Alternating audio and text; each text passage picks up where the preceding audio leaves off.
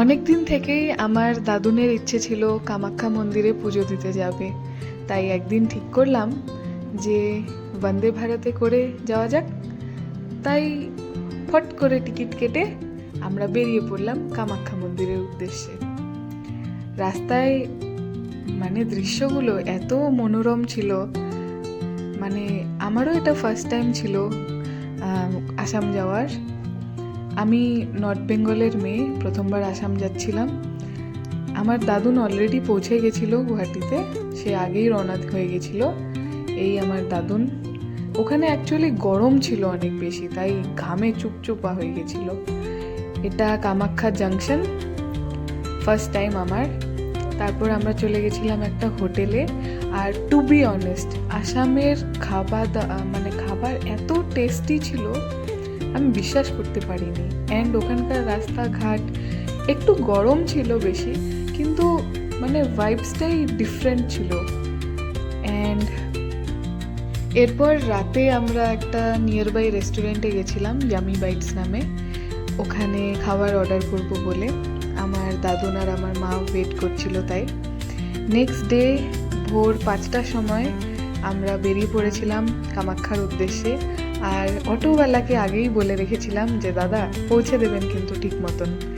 তারপর এন্ট্রি গেটে আমাদের নামিয়ে দিল। ওখান থেকে অনেকটাই হেঁটে আমাদেরকে উপরে উঠতে হবে। হাঁটার পথে দেখলাম অনেক প্রসাদের দোকান, নানা ধরনের সন্দেশ, মিষ্টি, ফুল, বেলপাতা, এভরিথিং। এখানে আসার রাস্তাটা একটু উঁচু হলেও বাতাস আর চারপাশের ভিউটা অসাধারণ। মন্দিরের কাছে আসতেই যেন একটা অন্যরকম পজিটিভ ভাইব লাগে, মনে হয় যেন শান্তি মাখা কোনো জায়গায় ঢুকে পড়েছি। এই যে পিছনে যে দেখছেন, এটাই মূল মন্দিরের গেট। ভেতরে ঢুকতেই প্রথম যে জিনিসটা অনুভব হলো, একটা অদ্ভুত শান্তি। চারপাশে এত ভিড়, এত মানুষ, কিন্তু ভেতরে পা রাখার সঙ্গে সঙ্গেই মনে হলো কেউ যেন নরমভাবে মাথায় হাত রাখলো, যেন সব চিন্তা এক মুহূর্তে মিলিয়ে গেল। দেওয়ালের পাশে দাঁড়িয়ে যখন চোখ বন্ধ করলাম, মনে হলো পুরো শরীর জুড়ে একটা উষ্ণতা ছড়িয়ে পড়ছে। কথিত আছে কামাখ্যা মন্দিরটি শক্তিপীঠের একটি গুরুত্বপূর্ণ কেন্দ্র, যেখানে দেবীর শরীরের একটি অংশ পড়েছিল বলে বিশ্বাস করা হয়।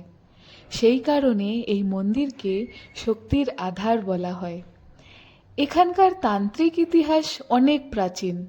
কিছু ইতিহাসবাদী বলেন এই মন্দির 8ম শতাব্দী থেকে ভক্তদের জন্য খোলা আছে। এখানে আধ্যাত্মিক শক্তি অনুভব করা যায়, যা ভক্তদের জীবনে আশীর্বাদ বয়ে আনে। ভেতরে এসে সত্যিই মনে হলো এই জায়গা শুধু একটি মন্দির নয়, এটা মানুষের মানসিক শান্তির এক বিশেষ স্থান। আপনারা যদি কখনো গুয়াহাটি আসেন, কামাখ্যা মন্দির অবশ্যই আসবেন। কামাখ্যা দর্শন ছিল সত্যিই শান্তির। ভেতরে ঢুকে মনে হলো সব টেনশন সব কেটে গেল। আর শেষে ধরলাম বাড়ির পথ। দাদুনও খুশি, পুজো দিতে পেরে তারও মন শান্তি। ভিডিওটা ভালো লাগলে একটা লাইক করে দেবেন। আর দেখা হচ্ছে পরের একটা ভিডিওতে। আসছি, সবাই ভালো থাকবেন, টাটা।